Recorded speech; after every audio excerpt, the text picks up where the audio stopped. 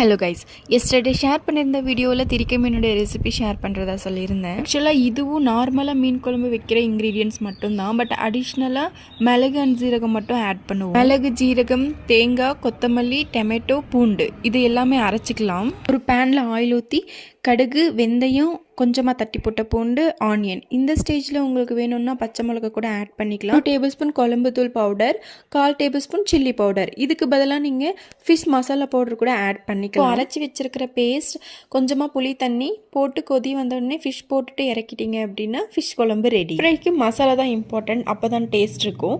Fish fry masala, ginger garlic paste, egg white, கொஞ்சமாக lemon, வேணும்னா கொஞ்சமாக உப்பு போட்டுக்கோங்க. மீனில் ஃபுல்லாக தடவி 20 மினிட்ஸ் மேரினேட் பண்ண வச்சிடலாம். 20 மினிட்ஸ் மீடியம் ஃப்ளேமில் ஃப்ரை பண்ணி எடுத்துக்கிட்டோம் அப்படின்னா ஃப்ரை ரெடி. இந்த திரிக்கை மீன் டேஸ்ட் அந்தளவுக்கு பெருசாக ஒன்றும் இல்லை, பட் ஹெல்த் வைஸ் நிறைய பெனிஃபிட் இருக்குன்னு சொல்கிறாங்க. ஒன்ஸ் ட்ரை பண்ணி பாருங்கள்.